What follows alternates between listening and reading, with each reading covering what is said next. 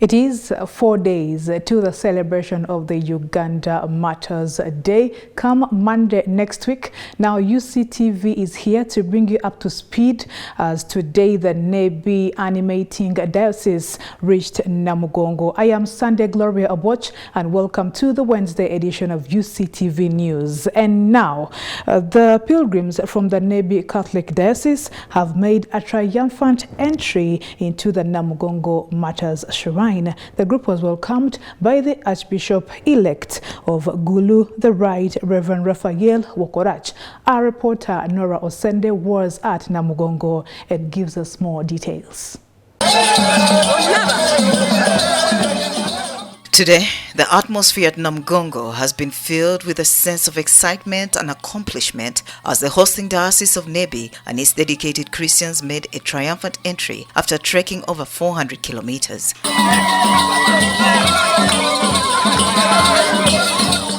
The pilgrims from Nebi were welcomed with vibrant culture dances reflecting the excitement of the animating diocese of this year's Uganda Matters Day celebration.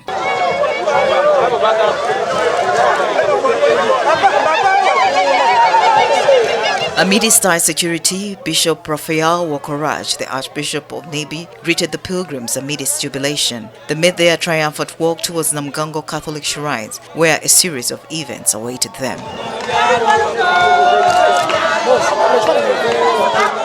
Bishop Raphael Wokorach then led the procession of pilgrims who walked eagerly towards Namugongo, ready to enter the sacred site. Upon their arrival, they were warmly welcomed by the Namugongo parish priest, Father Vincent Lubega, representing the Kampala Archdiocese.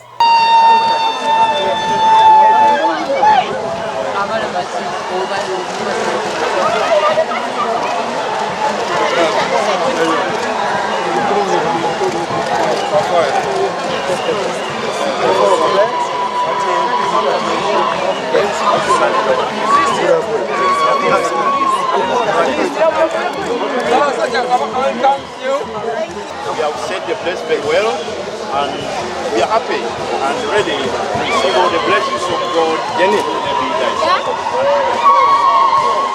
In his address, Archbishop-elect of Nebi Diocese, Right Reverend Raphael Wokorach, expressed his joy at reaching Namugongo. He emphasized that the celebrations were about honoring the Uganda Matters, a sentiment that resonated deeply with the gathered faithful. It's a very, very joyful moment. We have been preparing for this day for almost over a year, and arriving here gives us a clue that God has guided us well, and we believe we shall reach the deed day, which is June 3rd, and we all know that this is the day we crown with great honor, with great prayer, the life of the martyrs. We want to honor them really. These are our heroes, spiritual heroes, and they stand for us as the best Ugandans in terms of their integrity of faith and as human person.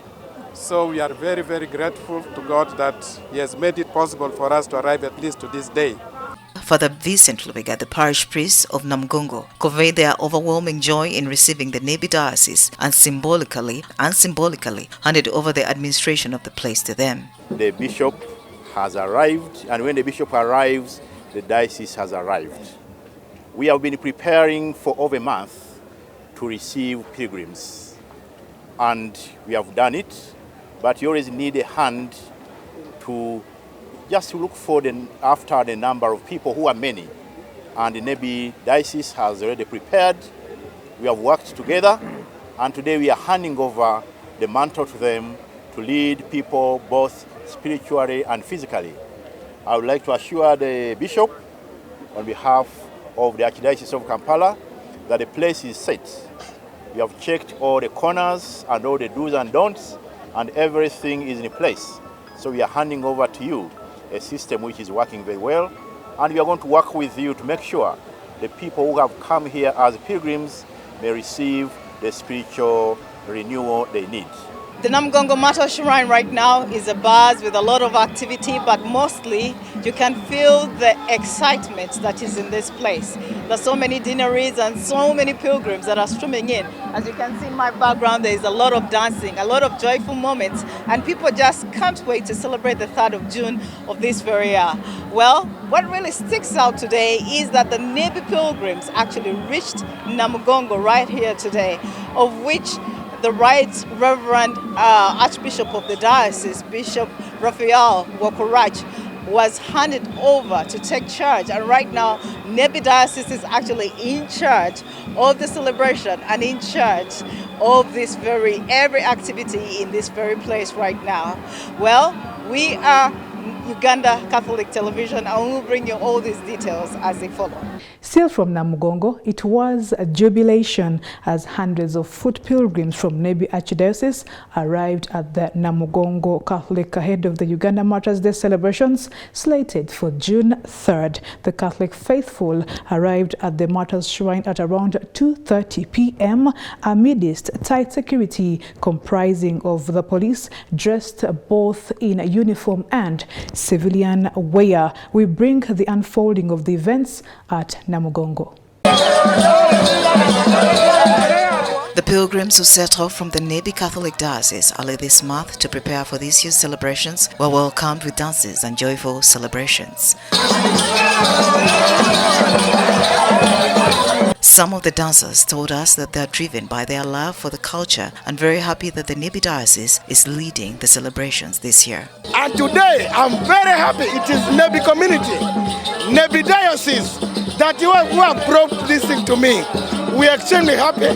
We are joined with the Hajat. You can see what it is. Hajat is part of me. I love my culture. The dancing and jubilation continued along the roadside for close to 2 hours as they awaited the arrival of the pilgrims from the animating Diocese of Nebi. And here, even the priests joined in the celebration. The Bishop of Nebi Diocese, Right Reverend Raphael Wokorach, then led the procession of pilgrims who walked eagerly towards Namugongo, ready to enter the sacred site. We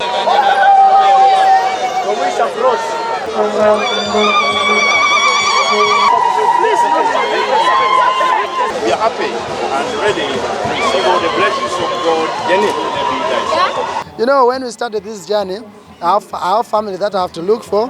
For now, I'm not even working, but I had a friend who gave me only 100,000. I said, with this 100,000, let me live for my family, and I only picked 15,000 out of all that money.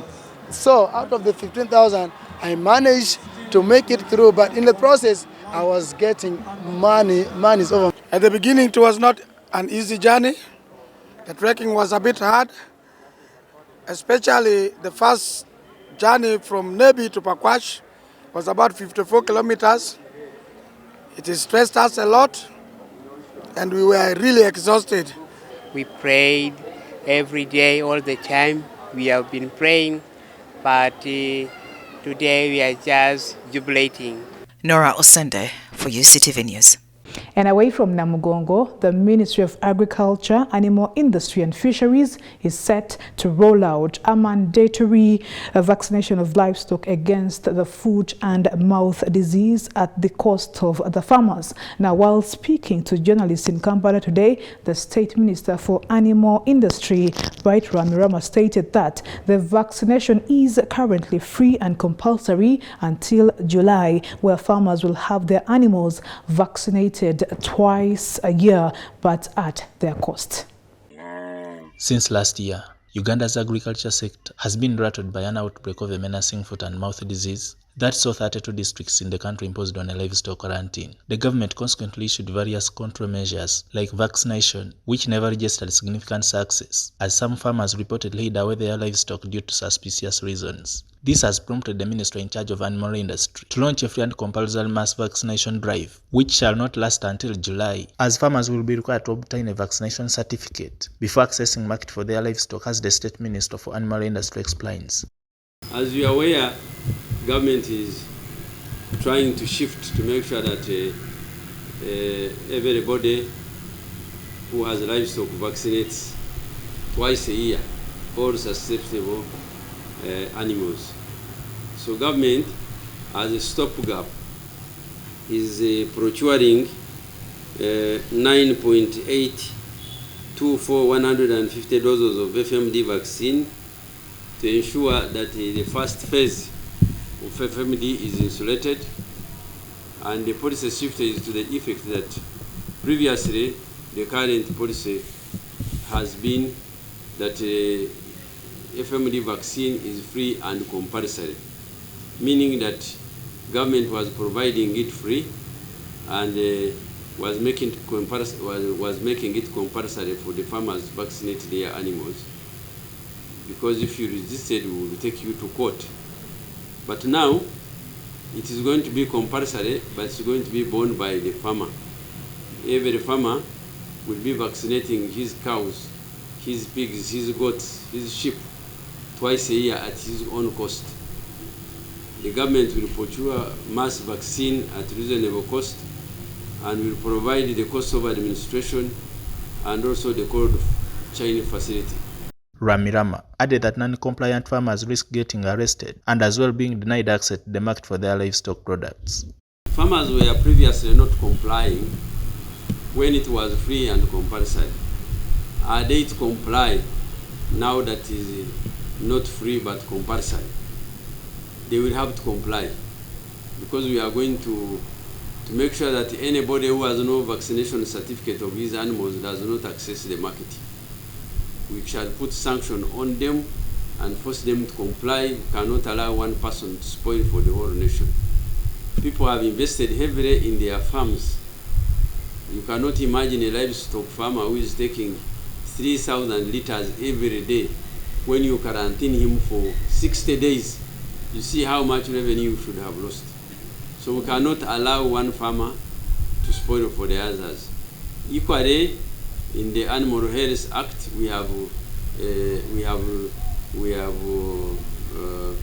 amended the act to make sure that the punishments are very punitive for the offenders, making it risky business for people who have been habitually offending these laws. In the same vein, Ramirama highlighted on the procedures that will be considered to lift the quarantine previously imposed on some districts of the country. Quarantine you don't lift as when you wish. We lift quarantine after scientific experiments to prove that actually the FMD is totally healed. So we take samples from the previously affected herds and look at the incubation period, and we consider so many things. But most likely, normally, to be safe, it is after 6 months. And considering that we have finished almost 6 months now, so it is very easy in some of the districts to lift quarantine. But we can't lift at a go. We shall deal case by case. And this is done to make sure that we don't spoil the good work that has been done. He concluded by sounding a warning to the government veterinary doctors tasked with the vaccination exercise to refrain from charging farmers money in the name of vaccinating the animals. Charging money when you have been facilitated to do the job is criminal and is prosecutable. So we are not going to leave people to spoil the good work that the government has been done, and also spoil and demoralize the spirit of farmers that is very high, because some farmers are looking at farming as a business. Then you have another farmer who is just taking one cow without permit from Tanzania maybe to Zimbabwe. Why should that person not be punished severely? So there will be compliance, and we ask all the stakeholders be very vigilant and support government policy, because the benefits it is intended to bring to the country is so big. Joseph Kabale, Uctv News. The Interreligious Council of Uganda, in partnership with Global Peace Foundation with support from the Ugandan government, have organized an interreligious family festival as a way of celebrating the importance of marriage and family institutions in streamlining the society as well as nurturing youths to embrace marriage. The event is scheduled for the 29th of June this year at Kololo Ceremonial Grounds. I want them to... The festival is organized under the theme Celebrating Faith, Family, One Family Under God for African Renaissance. During a press briefing held at the Media Center, the chairman of the executive board of the Interreligious Council of Uganda, who doubles as the Vicar General of Kampala Archdiocese, Monsignor Charles Kasivant, said that there shall be time for young people to learn about the dynamics of marriage and what they should as well expect from this institution. During the festival, there will be time for the young people, and there will be a forum for them to discuss certain issues. And those, I think, will be part of the things that they will discuss. Things pertaining to marriage, things pertaining to home, things pertaining to life. Mr. Simon Chiaga asked about a book being printed or being made ready. In a syllabus which is called CRE, there is an element that deals with marriage. I think that needs to be strengthened. It needs to be strengthened so that the young people are taught about married life, what they need to prepare for, that they need to know about, so that they can grow up knowing that marriage is lived in a certain way, and there are certain expectations that a husband has and a wife has to have, so that they are mentored properly and then groomed to grow up in that way. The Deputy Mufti of Uganda, Ali Waiso, highlights on how the family institution promotes more values in our community. The best of us is the one who is the best at his own family. The yardstick for one to be good or the best in the community is how he treats his family. Ideally, very many people outside there can be different people, can be looked at as very happy people, very generous, but when going back to their families, they turn different. And therefore, the need to bond with the family is a basic requirement in the Islamic faith. And actually spending on the family is the best way of charity giving. Whatever charity you would like to give, the first and foremost, the priority goes to the family. Don't give elsewhere when you deny the family. You have to begin with the family first. You have to protect one another. The family is for the essence of guarding values, and respect of humanity, without which people can behave like animals. It is on this ground that Bishop Herbert Buyond implored the Parliament to consider enacting laws that support the family institution in respect to its contribution to moral enhancement within the society. We want to call upon the institutions that make laws, like Parliament, to consider putting down laws that will favor family. Family is a very important unit in society. Without family, nothing works. On behalf of the Uganda National Culture Center, Fina Mugerwa, also known as Masanyalazi, rallies all the Ugandan artists, provide support to the festival as a way of giving back to their fans. I'm here to rally all the musicians, not only musicians, all the creatives, all the comedians. This is the time we give back to the community. Let's give back to the community. They have given us enough support. How do we see family? How are we going to influence family? Family is a core in promoting and upholding the morals of the nation. Let's get back to our roots. Mind about what you sing. What are you teaching the young generation? What are you singing about any cause, any cause which is very important to the nation. How are we contributing to the national importance? This is the right time. Let's get on board. Let's be part of this family festival. Come with your family. We normally don't like moving with our families. And from that, let's take a look at Today in History.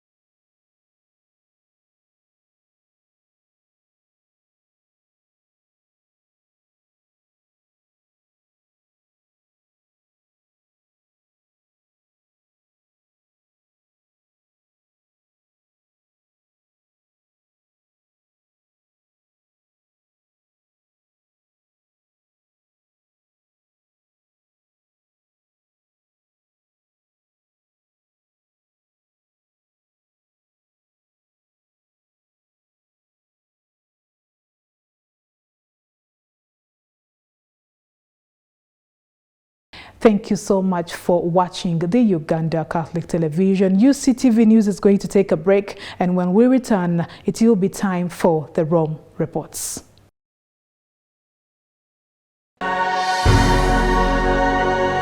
UCTV, good news for all.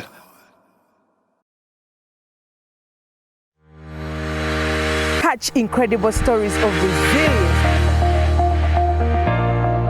success. You can manage that money with a topping of inspiration. Get interested in people, not interested in yourself. Inspire, achieve, repeat.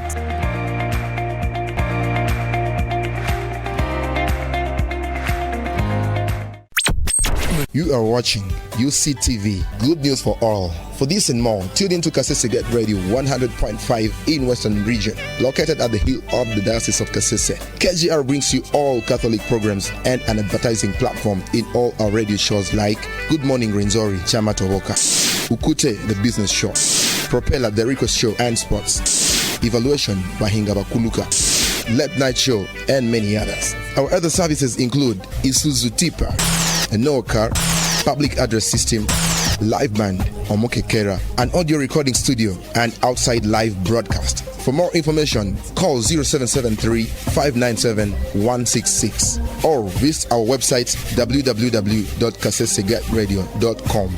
Kasese Get Radio, Omusondoria, the voice of truth.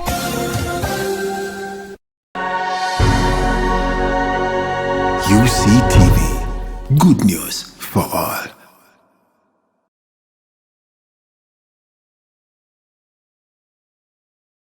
And with that wraps up the Wednesday edition of UCTV News. I am Sunday Gloria Aboch.